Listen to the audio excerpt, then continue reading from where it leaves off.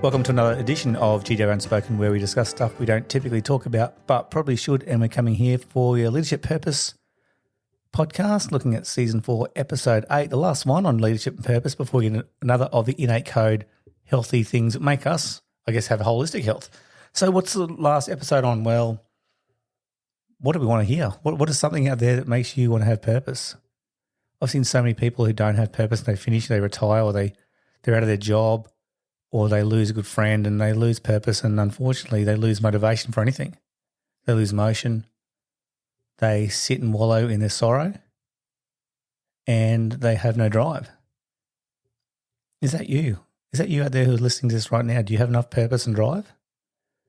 Well, one way to change that is actually to start being an owner of your own day. To own your day is to build leadership capacity. And I've talked to a few people about this, and people often say, well, you know, Gary, I'm not really a leader. I don't really want to be a leader. I just want to cruise and get by every day. But people don't understand that you are a leader when people are looking at you. You're often a role model to people who you probably don't think you are. So how can we be in the best frame of mind? How can we actually change that, especially if we're lacking purpose and drive and motivation? Well, one thing is you've got to have motion to improve your emotion, and that's a big one from Tony Robbins. He says it all the time. He says physical health and mental health are the two major things for your overall health, but he always starts with the physical. So he says if you want to change your emotion, then you have to start by having motion, the second part of that word.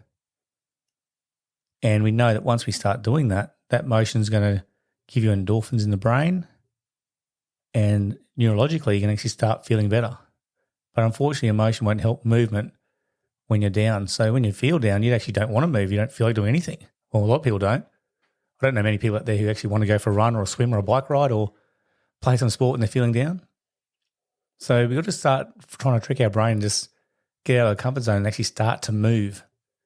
And once we get into it after a few minutes, usually those endorphins start flooding through our brain and through our bloodstream, and we actually start feeling good. The other good thing to have is what we call an emotional safe house. And I think that's a really important one, where if you're feeling bad or feeling down, you don't have that lack of purpose, then that safe house can be a place where you go to where you feel like your own identity is there. So an example could be, if you can't find anything that you're grateful for or happy for that day, maybe you can start doing some mindfulness or actually having some gratefulness. Start thinking about some things that you're actually grateful for. It's funny, I do a fair few seminars now, and when we sit down even with kids and parents and we say, you know, write 2 or 3 things you're grateful for, and then you get to discuss that with someone beside you, you should see the smiles on people's faces. Even the ones who might check in as a 2 or 3 out of 5, they actually go, wow, you can actually see the smiles on their faces because they start to think about the things they do have. Again, positive endorphins. So what's your safe house? What's yours? What's something you can think about that you're really grateful for, or something that you're really good at, or something that gives you a positive identity about yourself? Because sometimes you have to be the main person who's in the key rescue for yourself. And words are really important too, to connection with that, because I've seen a lot of times where students will come to me and they'll feel really bad because they've been name called or stereotyped as a certain person, given like that fixed mindset, you know, you'll only ever be this, and you're typical, you're like your brother or whatever, and those words really sting. And although nonverbal communication gives us the feeling and emotion behind words, words itself can actually hold a big part of ourselves. We can carry that. Like, I want to think about, if you were to ask yourself this right now, how old you may be, can you think of a time when those words, when you were younger, or even maybe even recently, have stung? So what are some kind words you can do? I think the most important thing for that is if we actually start being grateful for who we are and grateful for the people who are in our lives, even if they're not on the same level as us as in our beliefs or in our circle, if we start thinking of these students or these people as 10 out of 10s, we often look for the positives in them, and we are more inclined to have nice words. So saying things like, you know, I really value you. I was up tonight with my daughter doing the resilience journal, and we found that one of the things was I had to write a text message to someone who I really value. So I wrote that on paper and sent that to her. It was my wife actually, but she actually came in the room after to say goodnight, and I got to read it and you see the smile on her face, and it obviously made me smile. But how often are we actually saying these kind words to the people who are even in our inner circle? Or maybe to those people who aren't in our inner circle but is looking for a circle to be part of? And I think we've got a duty to do that. I think another big thing for leadership and purpose is accountability. And accountability comes up with two things. It's honesty and humility. So can we actually own our own behaviour? I see a lot of people these days who aren't often happy with themselves, and what they do is they go outside of their own comfort zone, or it's not comfortable for them, so they go out and actually, bag someone else, or it's very easy on a negative train. I think it's like you need 4 positives to 1 negative, and they'll often go and bag or be part of a group who bags and puts people down or, frowns upon something. I think it's a lot of times we have to own our own behaviour. If we start looking at people in a different light, that person becomes a different person in our lives. We start looking at them completely differently. So I think we should have a really high value set with people, because I think, again, that true connection seems to be dying off. And I know maybe you disagree, but I think there's a lot more negativity in the world than there ever used to be. But if it starts with human connection and we start really making an effort to own our own behaviour and try and be positive and look for the positive that person might have, even if it's in a different value set to yourself, look for something positive for them, chances are you're going to make their day.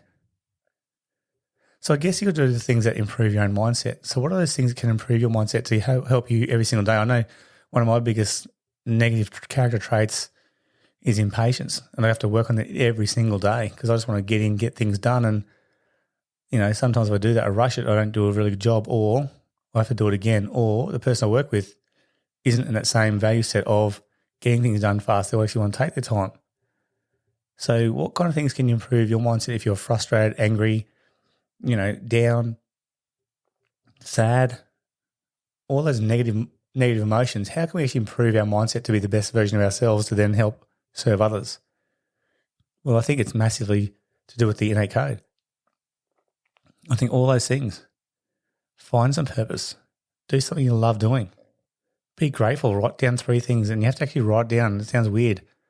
Pen and paper, old school. Get a journal out. We've encouraged journals all the way through this season 4 of Leadership and Purpose.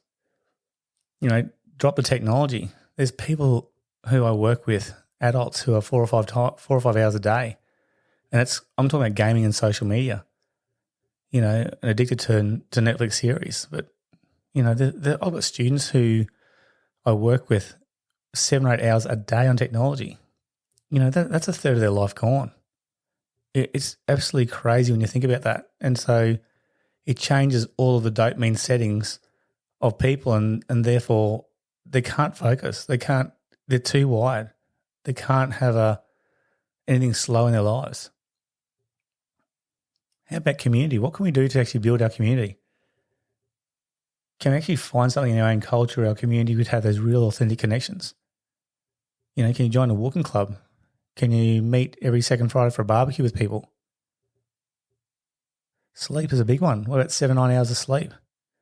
Most kids who are under 14 should be getting at least 8 hours of sleep. That's what research is saying. How are you going, who's listening to this podcast right now? There's a lot of people who just say, well, I've never had that many hours of sleep, or I need 12 hours sleep. What if you did start changing the habit of having 7-9 hours sleep, solid sleep, normal time, not just, going to bed at midnight and waking up at 7 and dying, or, flying to get out to work or to school or wherever you're going and then you miss breakfast and you're frustrated because your adrenaline's flying because you're trying to get to where you need to be. What if you went to bed at normal time? What if you went like 10 till 6? 8 hours. What about mindfulness? What slow things can you do? What kind of things can you do to slow things down and be present? It could be just concentrating on your breathing. It could be just lying back, listening to some music. It could be doing a puzzle. It could be doing those things that just slow the mind down and just to be present so you can actually relax and not keep your brain full. How about some movement? What can you do to move? Can you walk the dogs? If you don't have dogs, can you go for a walk yourself? Can you challenge yourself of just going down to the next light pole and the next light pole and the next light pole, and suddenly you've done 10 or 15 minutes? Start off small, reward the wins. And then what about nutrition? Are you eating well? Are you eating those things that actually make you feel like you've got energy to actually help those other things like movement and getting yourself some good sleep? There's a lot of kids who I work with now who don't have any breakfast, and the excuse is they have a coffee or they don't have anything. They don't usually have breakfast. And by the time they go out for a first break, which is around 11 o'clock, sometimes that means they haven't eaten for 16 hours. And for a kid or a student, that's not good for any teenager who hasn't had any food for that amount of time, especially for their focus. So just to finish off this episode, I just want you to think about how can you be the living example? How can you be the person who actually is a doer? Someone who actually does things and leads, even if you don't think you're a leader. What if you can just role model to people the perfect behavior, the behavior you actually want to happen in retrospect to yourself? The golden rule. Do you want others what you want them to do for you? How can you own your behavior with honesty and humility? How can you have nice high value sets? How can you look at people and look for the best in those people and then tell them? Use your words. When you're having a bad time, what is your safe house? Can you be grateful for things that you do have to try and change that mindset? And again, use that motion to improve your emotion. So your final challenge is here for your journal. Here's a challenge for you. There's 3 things. Number 1, identify who or what is holding you back and making you feel down. Can you make a list of the people or the things that might be holding you down and how they make you feel? And then can you actually change your mindset around that? You may have to get rid of people in your life. If they keep bringing you down, you can still be polite to them and be the better person. But is there something else you can find that's positive in that person that you can help influence them to help maybe the struggles they have? Not easy, but a great challenge because in turn it actually makes you feel good. How about number 2 for your leadership? How about you write down a why not you list? Write down all the things that you think is going to stop you from being a leader or being a positive role model if you're not at the word leadership. Write down. Why don't you look at and identify all of the BS, all of the crap that actually, the things you write down. Because often if you write them down, you'll actually realize, hell, actually, this is actually garbage. This is probably holding me back and I actually think I can do this. And then with a positive mindset, how about you be different? Number 3, write down the night before. So when at night time before the day starts next day, before you go to sleep, what are you looking forward to tomorrow? What the neuro says is that we always look for negatives for safety. How can you change that by thinking about what are you looking forward to tomorrow so you're actually seeking the positive rather than a negative for a change? I encourage you to be different. It's very hard in a world these days where a lot of people are negative. Things are hard financially. There's more violence in the world. Seems like there's more of a disconnect between our teens and our adults. A lot of schools are struggling, I've heard about. How can you be the living example of someone who can connect? Because I feel like there's a lot of people out there who may be negative, might be sad, may be angry, may be misbehaving. But if you believe what the neuro says, no one means to be bad. They must be struggling with something else. And can you be that person who can influence them to have a better life and support them? Thank you for joining us for season 4. And you're certainly looking forward to the next episodes that are coming up for season 5.